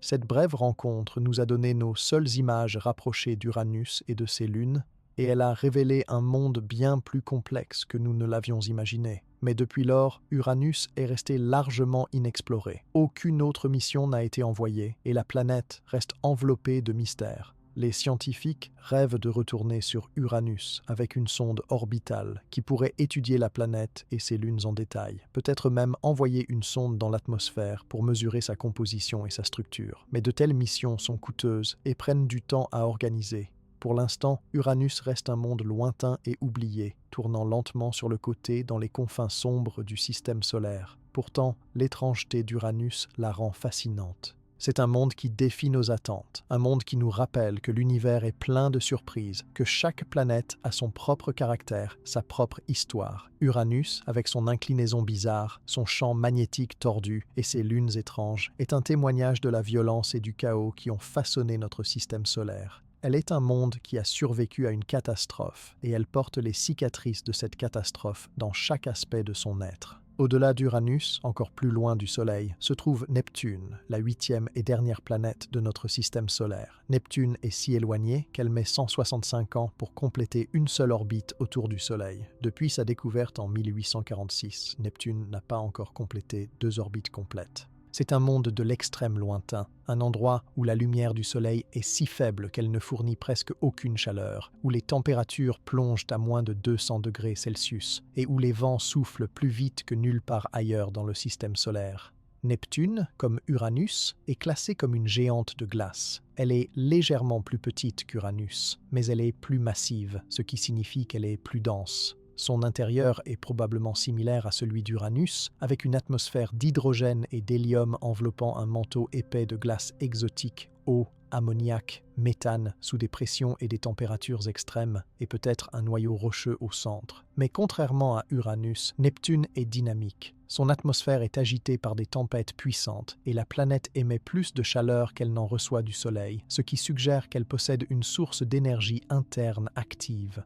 Vue depuis l'espace, Neptune est d'un bleu profond et vibrant, encore plus bleu qu'Uranus. Comme Uranus, cette couleur provient du méthane dans l'atmosphère, mais Neptune contient également d'autres composés qui intensifient la teinte bleue. C'est une planète magnifique, presque hypnotique dans sa couleur pure. Mais cette beauté cache une violence extraordinaire.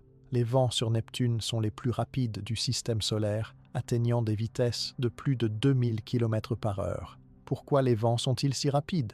Personne ne le sait vraiment. Neptune reçoit très peu d'énergie du Soleil, 40 fois moins que Jupiter, et pourtant son atmosphère est plus active que celle de Jupiter ou de Saturne. La seule explication est que Neptune possède une source de chaleur interne puissante, une chaleur qui monte des profondeurs de la planète et alimente les vents et les tempêtes. Peut-être que Neptune se refroidit plus rapidement qu'Uranus, libérant plus d'énergie dans le processus. Ou peut-être qu'il se passe quelque chose d'autre à l'intérieur de la planète, quelque chose que nous ne comprenons pas encore. Lorsque Voyager 2 a survolé Neptune en 1989, elle a découvert une tempête géante dans l'hémisphère sud de la planète, une tache sombre ovale qui ressemblait à la grande tache rouge de Jupiter. Cette tempête, appelée la grande tache sombre, était un anticyclone tournant dans le sens des aiguilles d'une montre dans l'hémisphère sud. Elle était accompagnée de nuages blancs brillants, des nuages de cristaux de méthane qui flottaient au-dessus de la tempête, emportés par les vents. Mais contrairement à la grande tache rouge de Jupiter, la grande tache sombre de Neptune n'était pas permanente. Lorsque le télescope spatial Hubble a observé Neptune quelques années plus tard, la tempête avait disparu.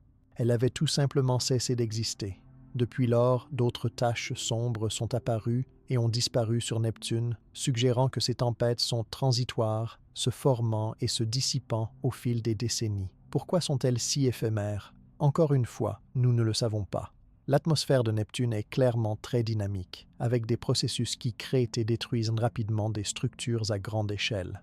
Les nuages sur Neptune sont également fascinants. Les nuages blancs brillants, visibles sur de nombreuses images de la planète, sont composés de cristaux de méthane gelés qui se forment à haute altitude, où les températures sont les plus froides. Ces nuages projettent des ombres sur les couches nuageuses en dessous, ce qui nous permet de mesurer leur altitude. Certains de ces nuages flottent à plus de 50 km au-dessus des nuages environnants. D'autres nuages sont plus sombres, probablement composés de composés organiques complexes, créés par les réactions photochimiques dans l'atmosphère. Neptune possède également un champ magnétique, et comme celui d'Uranus, il est bizarre. Le champ magnétique de Neptune est fortement incliné par rapport à son axe de rotation, décalé d'environ 47 degrés, et il est également décentré, ne passant pas par le centre de la planète. Cette similitude avec Uranus suggère que les champs magnétiques des géantes de glace sont générés différemment de ceux des géantes gazeuses ou des planètes rocheuses. Peut-être que les champs sont produits dans des couches de glace conductrices, loin du centre, plutôt que dans un noyau métallique. Ou peut-être qu'il y a quelque chose d'autre, quelque chose de fondamentalement différent dans la façon dont ces planètes fonctionnent. Neptune possède 14 lunes connues, dont la plus grande et la plus intéressante est Triton.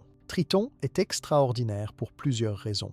Tout d'abord, c'est la seule grande lune du système solaire à avoir une orbite rétrograde, ce qui signifie qu'elle orbite autour de Neptune dans la direction opposée à la rotation de la planète. Cela suggère fortement que Triton n'a pas été formée en même temps que Neptune, mais qu'elle a été capturée. Triton était probablement un objet de la ceinture de Kuiper, une région au-delà de Neptune remplie de corps glacés, et elle s'est approchée trop près de Neptune il y a des milliards d'années. La gravité de Neptune l'a attrapée et l'a forcée en orbite, détruisant probablement d'autres lunes qui existaient auparavant. Cette capture a été un événement violent, et elle a profondément affecté Triton. La surface de Triton est l'une des plus froides du système solaire, avec des températures descendant à moins de 235 degrés Celsius. Mais malgré le froid, Triton est géologiquement active. Voyager 2 a découvert des geysers de glace sur Triton, des jets d'azote gazeux qui jaillissent de la surface et montent à plusieurs kilomètres dans la mince atmosphère. Ces geysers sont probablement alimentés par la chaleur du Soleil qui, même à cette distance, peut chauffer légèrement la surface sombre de Triton, vaporisant l'azote gelé en dessous. La surface de Triton est étrange et variée. Il y a des plaines lisses de glace d'azote, des régions ridées appelées le terrain Cantaloupe en raison de leur texture ressemblant à la peau d'un melon, et des calottes polaires de glace brillantes qui changent avec les saisons de Neptune. Triton possède également une mince atmosphère, principalement composée d'azote, qui gèle et tombe à la surface pendant l'hiver de Triton et se sublime à nouveau pendant l'été. Cette atmosphère est si ténue qu'elle n'exerce presque aucune pression, mais elle est suffisante pour transporter la poussière et les particules soulevées par les geysers, créant de longues traînées sombres à la surface. L'avenir de Triton est sombre, littéralement et figurativement. Parce que son orbite est rétrograde, Triton se rapproche lentement de Neptune. Les forces de marée entre la Lune et la planète ralentissent Triton et l'attirent vers l'intérieur. Dans quelques milliards d'années, Triton franchira la limite de Roche, la distance à laquelle les forces de marée de Neptune déchireront la Lune. Triton sera détruite, et ses débris formeront un anneau spectaculaire autour de Neptune, peut-être plus grand et plus brillant que les anneaux de Saturne. Mais cela ne se produira pas avant très longtemps,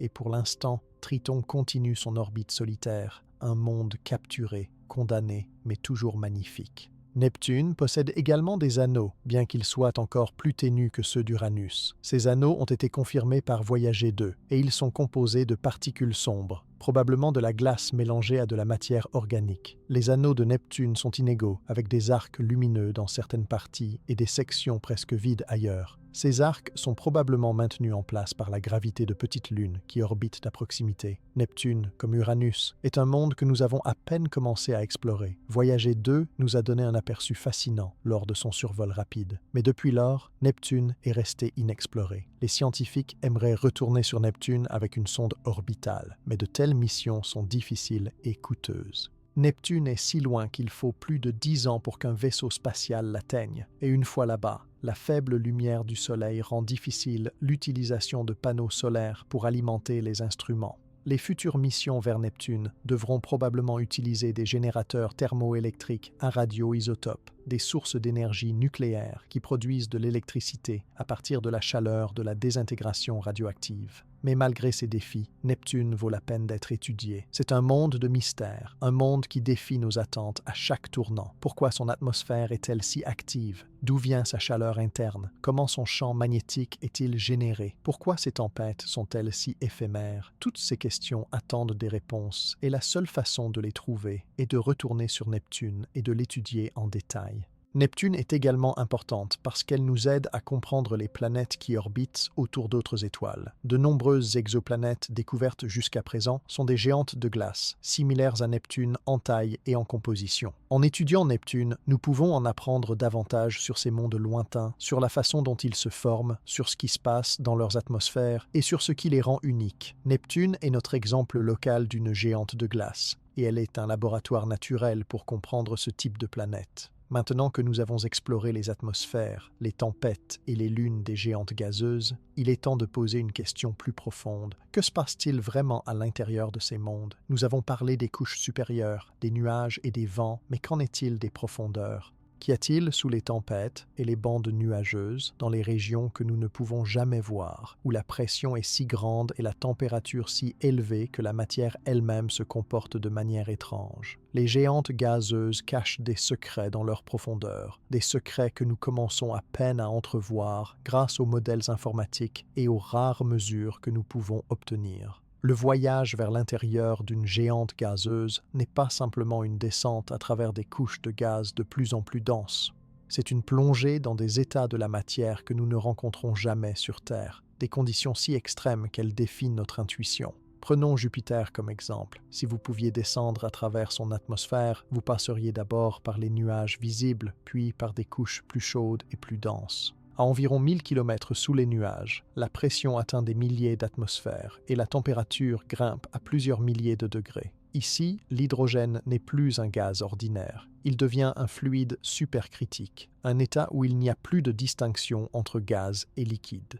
Ce fluide se comporte de manière étrange, avec des propriétés des deux phases. En descendant plus profondément, vers 20 000 km sous les nuages, vous atteignez une transition extraordinaire. La pression est maintenant de plusieurs millions d'atmosphères et quelque chose d'incroyable se produit. L'hydrogène se transforme en hydrogène métallique. Sous une telle pression, les électrons sont arrachés des atomes d'hydrogène et le matériau devient un conducteur électrique, comme un métal. Cet hydrogène métallique liquide occupe une grande partie de l'intérieur de Jupiter, formant une couche épaisse qui s'étend sur des dizaines de milliers de kilomètres. C'est dans cette couche que le champ magnétique de Jupiter est généré.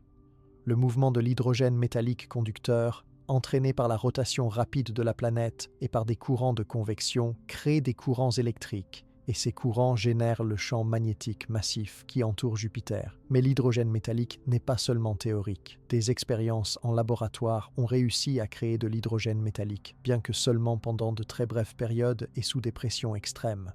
Ces expériences confirment que l'hydrogène peut effectivement se transformer en métal et elles nous donnent confiance que nos modèles de l'intérieur de Jupiter sont corrects, du moins en grande partie. Sous la couche d'hydrogène métallique, au tout centre de Jupiter, il pourrait y avoir un noyau rocheux, une graine de roche et de métal. Les modèles suggèrent que ce noyau pourrait avoir une masse de 10 à 20 fois celle de la Terre, ce qui en ferait un objet massif en soi. Mais récemment, certaines mesures de la sonde Juno ont suggéré que le noyau de Jupiter pourrait ne pas être une masse solide et compacte. Il pourrait être dilué avec des éléments lourds mélangés à l'hydrogène métallique environnant. Cela pourrait être le résultat d'un impact géant dans le passé, un événement qui a perturbé le noyau et mélangé ces éléments avec les couches supérieures. Si c'est vrai, cela changerait notre compréhension de la façon dont les géantes gazeuses se forment et évoluent. Le noyau d'une planète est censé être l'endroit où tout commence, la graine autour de laquelle le gaz s'accumule. Si le noyau de Jupiter est flou et dilué, cela suggère que les géantes gazeuses peuvent être perturbées et remodelées même après leur formation. Saturne, Uranus et Neptune ont probablement des structures internes similaires, bien qu'avec des variations. Saturne, comme Jupiter, possède probablement une épaisse couche d'hydrogène métallique, bien que légèrement moins étendue en raison de sa masse plus faible. Uranus et Neptune, en revanche, ont des intérieurs différents. Elles sont plus petites et moins massives, et elles contiennent une plus grande proportion de glace, eau, ammoniac, méthane. Sous leurs atmosphères d'hydrogène et d'hélium, il y a probablement des manteaux épais de glace sous haute pression, dans des états exotiques que nous appelons glace chaude. Ce sont des matériaux qui seraient liquides ou semi-liquides, mais sous des pressions si élevées qu'ils ont des propriétés inhabituelles. Une des idées les plus intrigantes concernant l'intérieur des géantes de glace est la possibilité de pluie de diamants. Sous les pressions et températures extrêmes à l'intérieur d'Uranus et de Neptune, le méthane pourrait se décomposer, séparant le carbone de l'hydrogène. Le carbone libéré pourrait alors cristalliser sous forme de diamants qui tomberaient lentement à travers les couches denses de la planète, s'accumulant peut-être en un océan de diamants fondus entourant le noyau. Des expériences en laboratoire utilisant des lasers puissants pour simuler les conditions à l'intérieur de ces planètes ont montré que cette transformation est possible. Les scientifiques ont réussi à créer de minuscules diamants en comprimant du plastique contenant du carbone et de l'hydrogène, reproduisant les processus qui pourraient se produire à l'intérieur d'Uranus et de Neptune. Si ces pluies de diamants existent vraiment, elles pourraient également jouer un rôle dans la génération de chaleur interne de ces planètes. Lorsque les diamants tombent vers le centre, ils libèrent de l'énergie gravitationnelle qui se transforme en chaleur. Cette chaleur pourrait contribuer au rayonnement thermique que nous détectons depuis Neptune, expliquant pourquoi la planète émet plus d'énergie qu'elle n'en reçoit du Soleil. Les profondeurs des géantes gazeuses sont donc des endroits de conditions extrêmes, où la matière existe dans des états que nous ne pouvons reproduire qu'à peine en laboratoire. Ce sont des mondes dans des mondes, cachés sous des couches et des couches de gaz et de liquide. Et pourtant, malgré toute cette complexité, nous commençons à les comprendre. Nous utilisons des modèles informatiques sophistiqués qui simulent le comportement de l'hydrogène, de l'hélium et d'autres éléments sous des conditions pression et des températures extrêmes. Nous utilisons les mesures de gravité et de champ magnétique prises par les sondes spatiales pour contraindre ces modèles et affiner notre compréhension.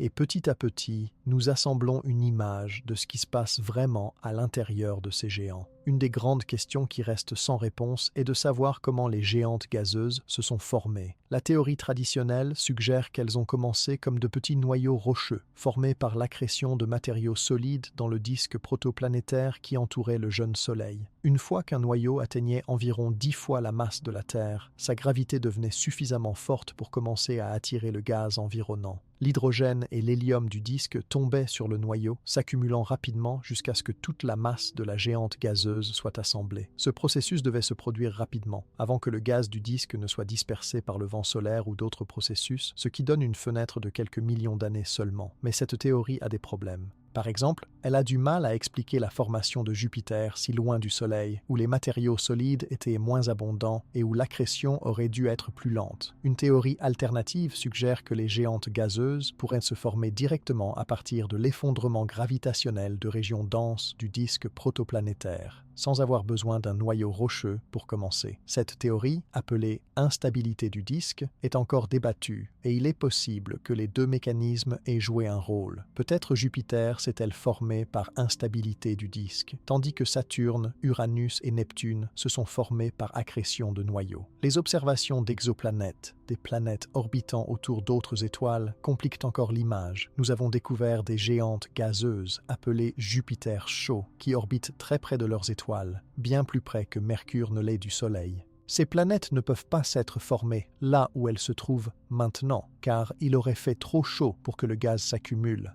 Elles ont dû se former plus loin et ensuite migrer vers l'intérieur, peut-être en interagissant avec le disque protoplanétaire ou avec d'autres planètes. Cette découverte a radicalement changé notre compréhension de la formation des planètes, nous montrant que les systèmes planétaires peuvent être beaucoup plus dynamiques que nous ne le pensions. Et qu'en est-il de l'avenir des géantes gazeuses? Elles continueront à orbiter autour du Soleil pendant des milliards d'années, presque inchangées. Elles se refroidiront lentement, émettant de moins en moins de chaleur interne. Mais ce processus est si lent qu'il faudra des dizaines de milliards d'années avant qu'elles ne deviennent complètement froides. Dans environ 5 milliards d'années, le Soleil commencera à manquer d'hydrogène dans son noyau et commencera à se transformer en géante rouge. Il gonflera, englobant peut-être Mercure, Vénus et peut-être même la Terre. Mais Jupiter, Saturne, Uranus et Neptune seront en sécurité, bien au-delà de la portée du Soleil mourant. En fait, lorsque le Soleil deviendra une géante rouge, il émettra beaucoup plus de lumière et de chaleur, et les régions extérieures du système solaire deviendront temporairement plus chaudes. Les lunes glacées de Jupiter et de Saturne pourraient même fondre, leurs océans souterrains devenant des océans de surface. Ce serait un bref printemps dans les confins du système solaire, une fenêtre de quelques millions d'années où ces lunes pourraient devenir des environnements beaucoup plus hospitaliers. Mais ensuite, le Soleil perdra ses couches externes, devenant une naine blanche, et le système solaire retombera dans le froid et l'obscurité.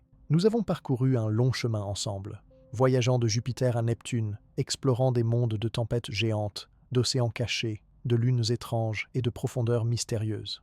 Mais il y a encore une dimension de cette histoire que nous n'avons pas pleinement explorée. Comment ces géantes gazeuses se sont-elles formées? D'où viennent-elles? Et comment ont-elles façonné le système solaire que nous connaissons aujourd'hui? Pour répondre à ces questions, nous devons retourner au tout début, il y a plus de 4 milliards et demi d'années, lorsque notre système solaire n'était qu'un nuage de gaz et de poussière flottant dans l'espace. Ce nuage, appelé nébuleuse solaire, était le reste d'une génération précédente d'étoiles qui avaient vécu et étaient mortes, répandant leurs éléments dans l'espace. Le nuage contenait de l'hydrogène et de l'hélium, les éléments les plus abondants de l'univers, ainsi que des traces d'éléments plus lourds comme le carbone, l'oxygène, le silicium et le fer, forgés dans les cœurs des étoiles anciennes. Quelque chose a perturbé ce nuage, peut-être l'onde de choc d'une supernova proche, et il a commencé à s'effondrer sous sa propre gravité. En s'effondrant, il a commencé à tourner, formant un disque plat avec un renflement central. Le renflement central est devenu de plus en plus chaud et dense, jusqu'à ce que les conditions soient suffisantes pour déclencher la fusion nucléaire, et une nouvelle étoile est née, le Soleil. Autour du jeune Soleil, le disque de gaz et de poussière restant était le berceau des planètes. Ce disque protoplanétaire était un environnement tumultueux, rempli de turbulences, de collisions et de processus chimiques complexes. Dans les régions intérieures, près du Soleil, il faisait trop chaud pour que la glace puisse exister. Seuls les matériaux rocheux et métalliques pouvaient condenser, formant les graines des planètes rocheuses, Mercure, Vénus, la Terre et Mars. Mais dans les régions extérieures, au-delà d'une ligne appelée la ligne de glace, il faisait suffisamment froid pour que la glace d'eau, l'ammoniac et le méthane se condensent.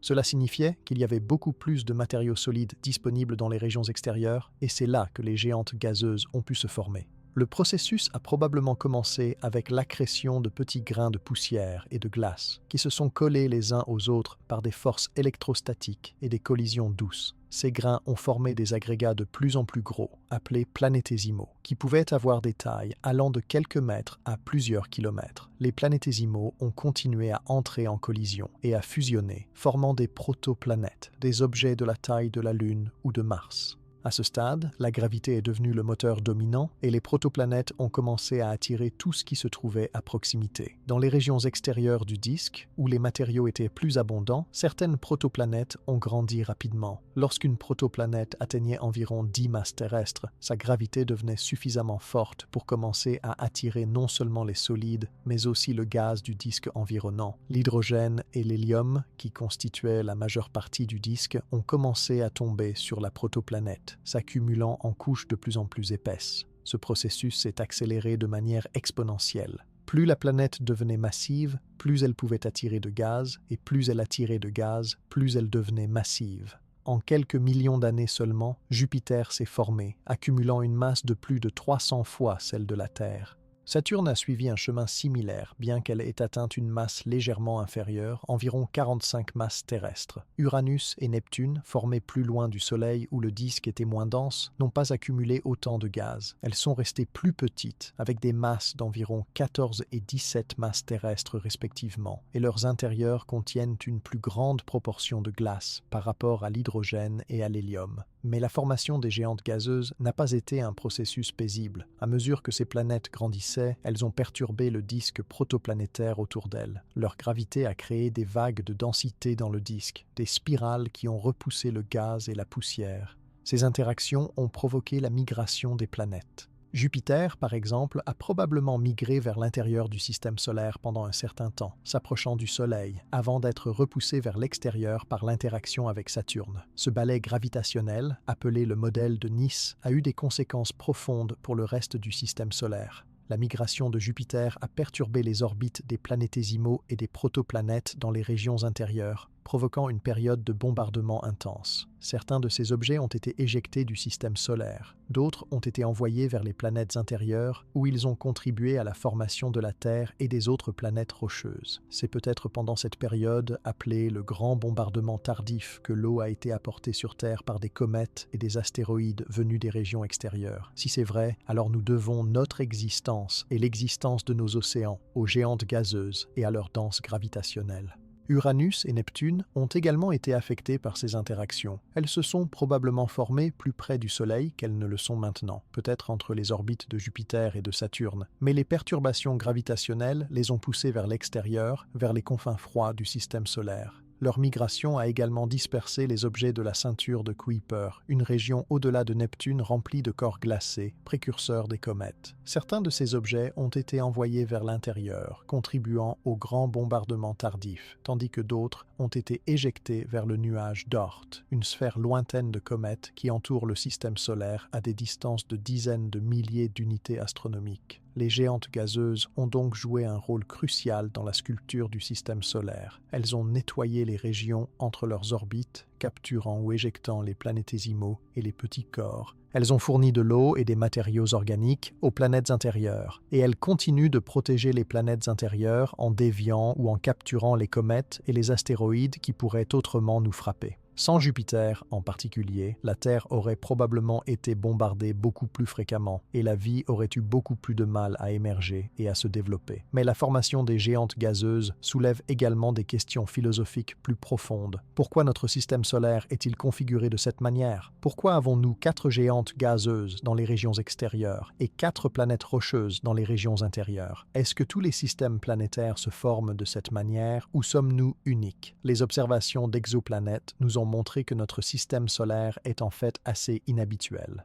De nombreux systèmes planétaires ont des géantes gazeuses qui orbitent très près de leurs étoiles, les Jupiters chauds dont nous avons parlé plus tôt. D'autres ont des super-terres, des planètes plus grandes que la Terre mais plus petites que Neptune, orbitant à des distances où nous n'avons aucune planète. Notre système solaire, avec ses géantes gazeuses bien ordonnées dans les régions extérieures, semble être l'exception plutôt que la règle. Cela pourrait signifier que nous avons eu de la chance. Les conditions dans notre nébuleuse solaire, la façon dont les planètes ont migré, les interactions gravitationnelles entre elles, tout cela s'est combiné pour créer un système stable où les planètes rocheuses peuvent exister dans la zone habitable, protégée par les géantes gazeuses. Si les choses avaient été légèrement différentes, Jupiter aurait pu migrer vers l'intérieur et détruire les planètes rocheuses, ou Uranus et Neptune auraient pu être éjectés du système solaire complètement. Nous vivons dans un système qui a survécu à ses premiers moments chaotiques et qui s'est stabilisé dans une configuration qui a permis à la vie d'émerger. Mais il y a aussi une autre possibilité. Peut-être que les systèmes planétaires comme le nôtre ne sont pas si rares. Peut-être que nous avons simplement du mal à les détecter. Les méthodes que nous utilisons pour trouver des exoplanètes sont biaisées vers la détection de grandes planètes proches de leurs étoiles, car ce sont les plus faciles à voir. Les géantes gazeuses qui orbitent loin de leurs étoiles, comme Jupiter et Saturne, sont beaucoup plus difficiles à détecter. Elles prennent des décennies pour compléter une seule orbite, et leur effet gravitationnel sur leur étoile est plus subtil. À mesure que nos télescopes s'améliorent et que nos campagnes d'observation s'allongent, nous commençons à trouver davantage de systèmes qui ressemblent aux nôtres. Il est possible que dans quelques décennies, nous découvrions que les systèmes solaires comme le nôtre sont en fait assez courants et que la vie, si elle existe ailleurs, prospère dans des systèmes similaires. L'avenir de l'exploration des géantes gazeuses est prometteur. De nouvelles missions sont en préparation pour retourner sur Jupiter et ses lunes, pour explorer Saturne et Titan, et peut-être un jour pour envoyer des sondes vers Uranus et Neptune. Chacune de ces missions nous rapprochera de la compréhension de ces mondes fascinants, de leurs atmosphères dynamiques, de leurs intérieurs mystérieux et de leurs lunes extraordinaires, et chaque découverte nous aidera à mieux comprendre notre propre place dans l'univers, notre propre histoire et les conditions qui ont permis à la vie d'émerger sur cette petite planète rocheuse que nous appelons chez nous.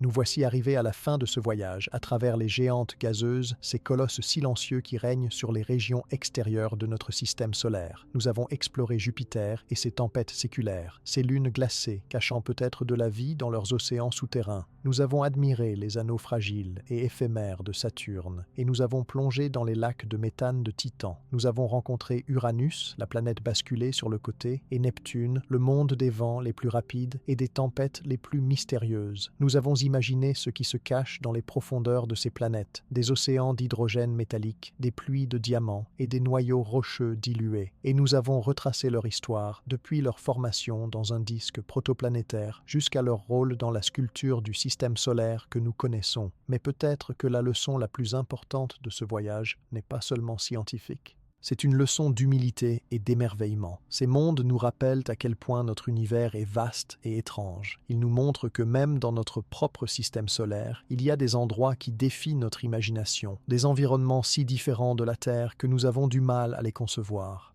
Et pourtant, ces mondes existent. Ils tournent autour du Soleil, gouvernés par les mêmes lois de la physique qui régissent notre propre planète. L'école nous a appris que Jupiter est grande, que Saturne a des anneaux, qu'Uranus est incliné et que Neptune est bleu. Mais ce qu'elle ne nous a peut-être jamais vraiment transmis, c'est le sentiment de merveille qui vient de regarder ces mondes de plus près. De réaliser qu'il n'y a pas de surface sur laquelle vous pourriez vous tenir sur Jupiter, que les anneaux de Saturne sont jeunes et disparaîtront un jour, qu'Uranus a probablement survécu à une collision cataclysmique et que Neptune émet plus de chaleur qu'elle n'en reçoit pour des raisons que nous ne comprenons pas encore complètement. Ces détails, ces mystères, ces questions sans réponse sont ce qui rend l'exploration spatiale si fascinante. Ce n'est pas seulement une question de collecte de données.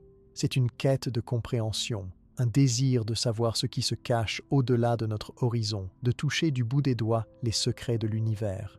Et chaque découverte, chaque image renvoyée par une sonde spatiale, chaque mesure prise par un télescope, nous rapproche un peu plus de ces secrets. Mais il reste encore tellement à apprendre. Nous n'avons visité chaque géante gazeuse qu'une seule fois, lors de survols rapides qui n'ont duré que quelques heures ou quelques jours. Nous n'avons jamais orbité autour d'Uranus ou de Neptune, nous n'avons jamais envoyé de sous-marins dans les lacs de méthane de Titan, nous n'avons jamais percé la glace d'Europe pour goûter son océan caché. Toutes ces missions restent à venir, des rêves pour les décennies futures. Et lorsque ces missions se réaliseront, elles apporteront sans doute de nouvelles surprises, de nouvelles questions et de nouvelles merveilles. En attendant, nous pouvons regarder le ciel nocturne et savoir que là-haut, invisibles à l'œil nu pour la plupart, ces géants tournent silencieusement. Jupiter, brillant et majestueux, le roi des planètes, gardien du système solaire intérieur. Saturne, avec ses anneaux délicats, un joyau cosmique qui ne durera pas éternellement. Uranus, couché sur le côté, un monde qui a survécu à l'impensable.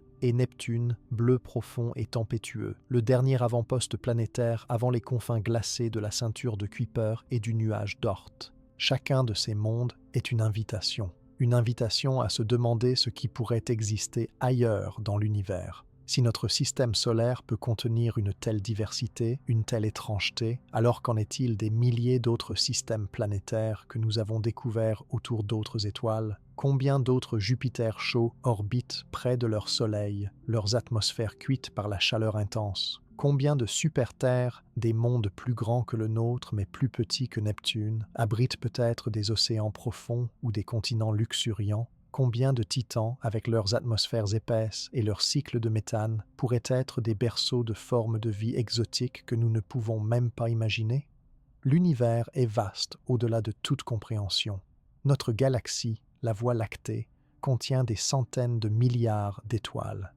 Et il y a des centaines de milliards de galaxies dans l'univers observable. Le nombre de planètes qui existent là-bas est presque infini. Et parmi toutes ces planètes, il y en a certainement qui ressemblent aux géantes gazeuses de notre système solaire. Des mondes où les tempêtes font rage depuis des siècles, où des lunes glacées cachent des océans secrets, où des anneaux brillent dans la lumière d'étoiles lointaines. Et peut-être, juste peut-être, il y a des êtres quelque part qui regardent leur propre géante gazeuse avec le même sens d'émerveillement que nous ressentons lorsque nous regardons Jupiter ou Saturne. Peut-être qu'ils se posent les mêmes questions.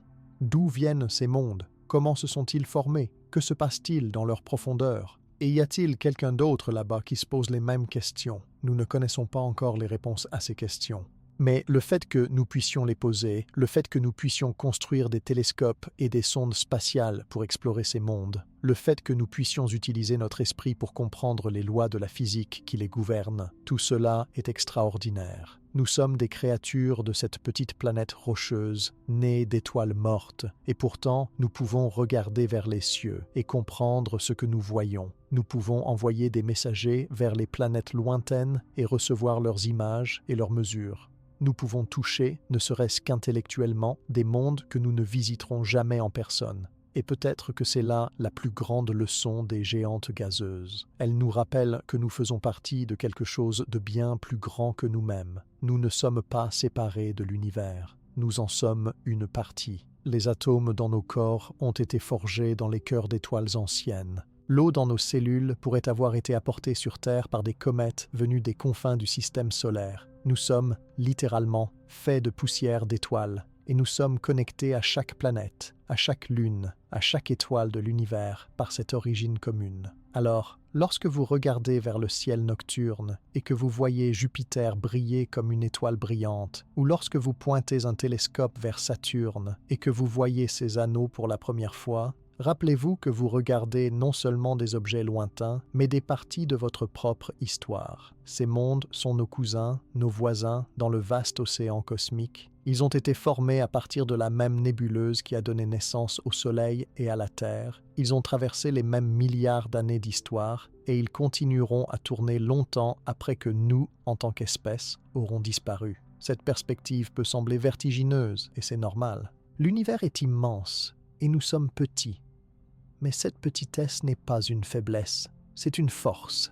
Elle nous donne l'humilité nécessaire pour continuer à chercher, à explorer, à poser des questions.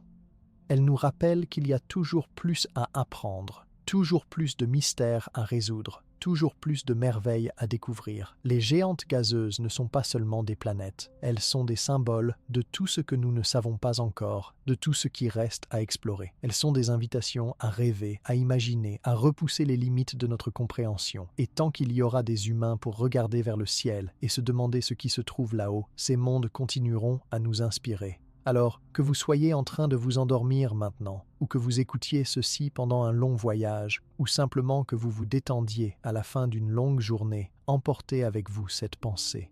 Là-haut, dans l'obscurité de l'espace, des mondes extraordinaires tournent autour du Soleil, des tempêtes qui durent depuis des siècles, des lunes avec des océans cachés, des anneaux qui brillent dans la lumière et des profondeurs remplies de merveilles que nous commençons seulement à imaginer. Ces mondes sont réels. Ils existent en ce moment même, quelque part au-dessus de votre tête. Et un jour, peut-être, nos descendants les visiteront, marcheront sur leur lune, navigueront dans leurs océans et verront de leurs propres yeux les merveilles que nous ne pouvons qu'imaginer. En attendant, nous avons nos sondes spatiales, nos télescopes, notre imagination et notre curiosité insatiable. Et c'est plus que suffisant pour continuer à explorer, à rêver et à nous émerveiller devant l'univers extraordinaire dans lequel nous vivons. Bonne nuit, voyageurs de l'espace. Que vos rêves soient remplis d'anneaux brillants, de tempêtes tourbillonnantes et d'océans cachés sous la glace.